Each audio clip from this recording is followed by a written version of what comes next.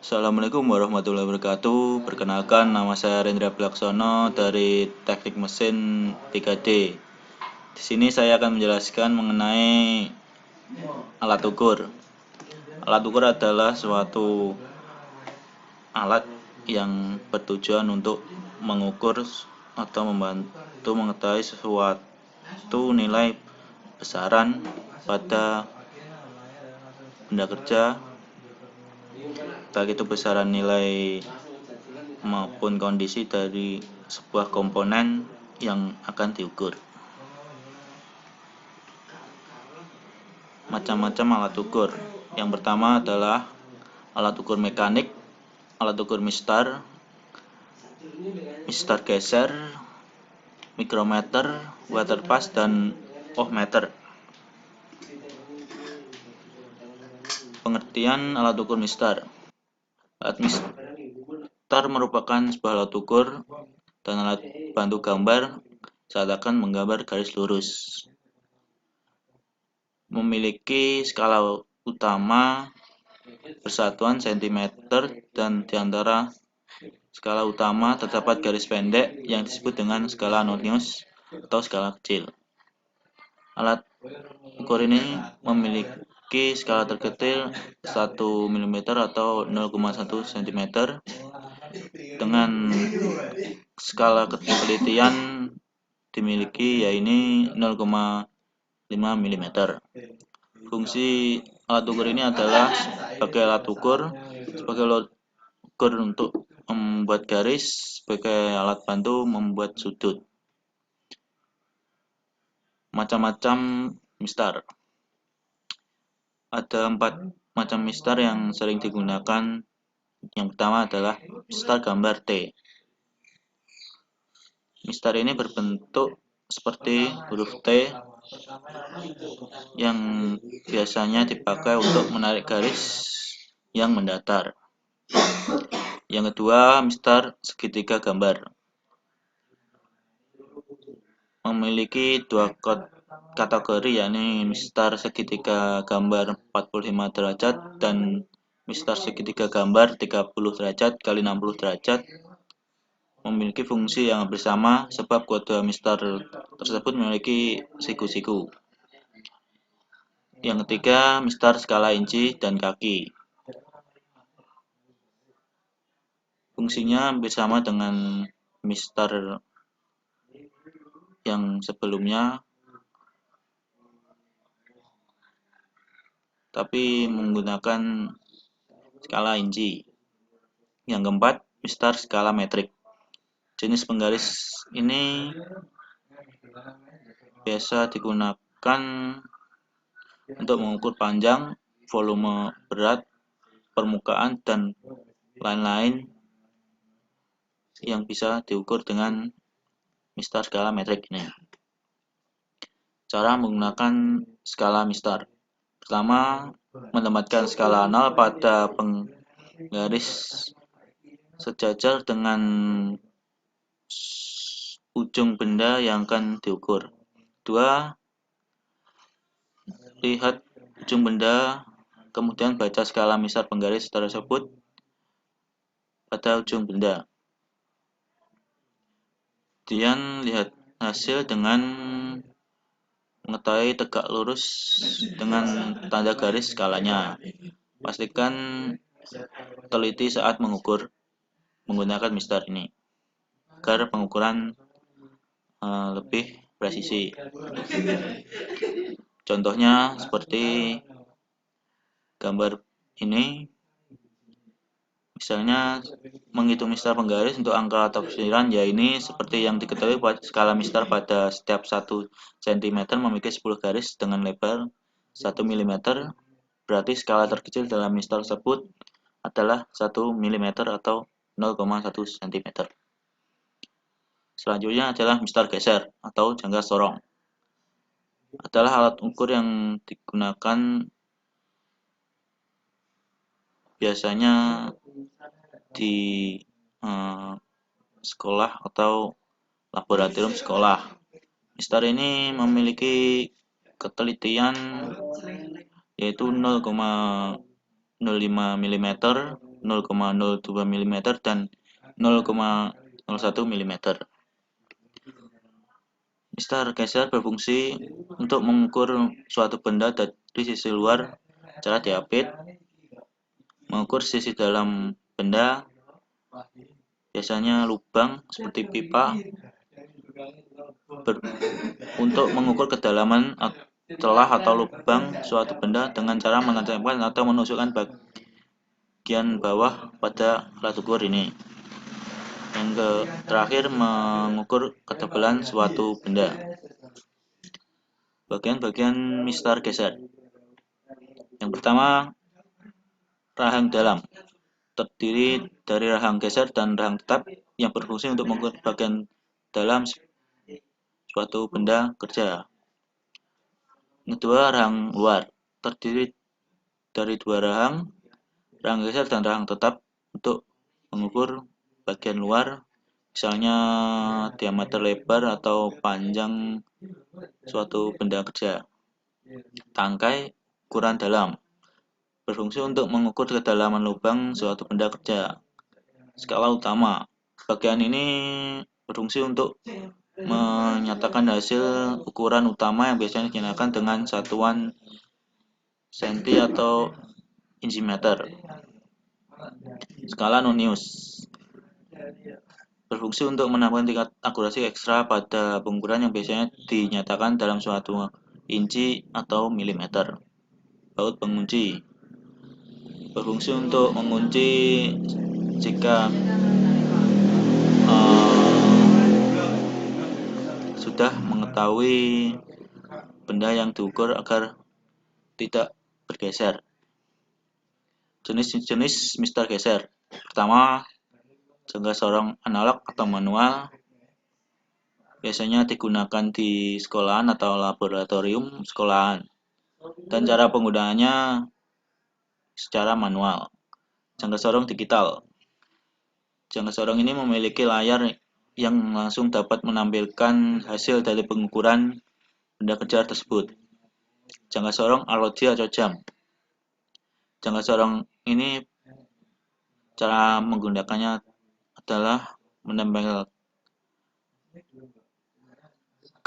mukanya atau menggunakan stopper. Setelah itu dibaca secara manual. Jangka sorong ketinggian. Jangka sorong ketinggian adalah suatu jenis mistar yang berfungsi untuk mengukur ketinggian suatu benda kerja. Jangka sorong ini memiliki rahang ukur yang bergerak secara vertikal pada batang yang berskala tegak lurus dengan landasannya. Cara membaca jangka sorong. Pertama, siapkan benda kerja yang akan diukur.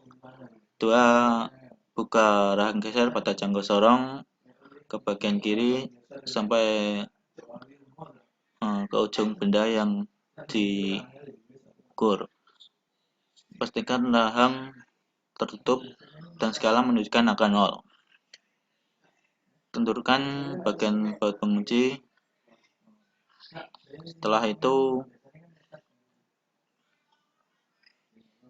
letakkan benda kerja pada kedua rahang sampai rapat dan sudah sesuai dan tepat.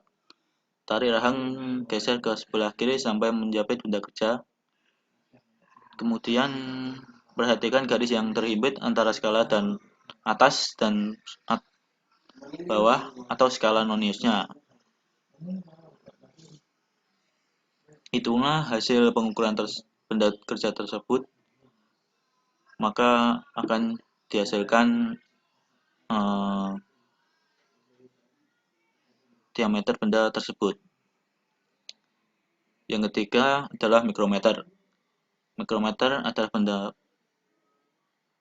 kerja untuk mengukur benda-benda berukuran kecil atau tipis atau flat dan tingkat presisinya yang tinggi. Mikrometer ini memiliki ketelitian 0,1 mm. Fungsinya adalah untuk mengukur ketebalan suatu benda kerja yang sangat tipis, seperti lempeng baja, plat baja, dan kertas. Kedua, mengukur diameter luar suatu benda kerja yang kecil mengukur garis tengah lubang dengan benda kerja yang berukuran kecil, mengukur kedalaman suatu lubang yang kecil, contohnya lubang pipa. Jenis-jenis micrometer group. Pertama, micrometer group manual. Membaca skalanya manual dengan cara melihat dengan pengukuran yang ditulis pada alat tersebut. Micrometer group digital memiliki layar dan hasil pengukurannya langsung terlihat pada layar tanpa harus menghitung secara manual. Mikrometer luar sering digunakan untuk mengukur diameter luar suatu benda kerja. Mikrometer dalam satu jenis mikrometer digunakan untuk mengukur suatu lubang yang berada di dalam benda kerja.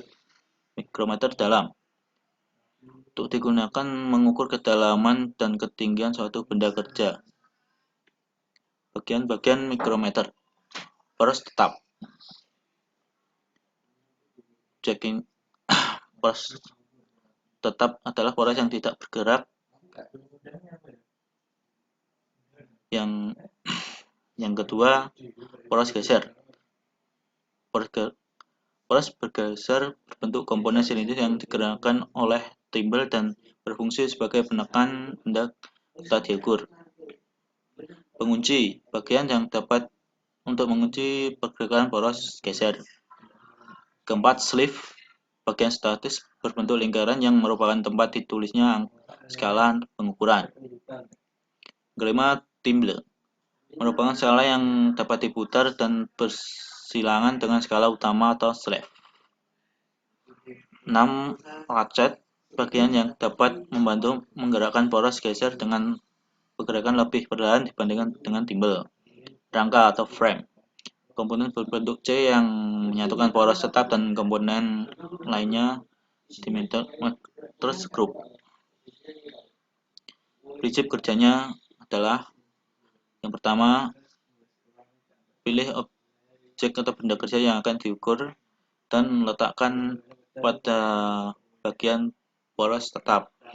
Setelah itu, bagian timbal diputar hingga objek terjepit oleh poros tetap dan poros geser. Bagian ratchet dapat diputar untuk menghasilkan bentukan yang lebih presisi. Setelah yakin bahwa objek benar-benar terjepit kedua poros maka lihat hasil pengukuran dapat dibaca di skala utama dan skala nonius. Yang berikutnya adalah water pass.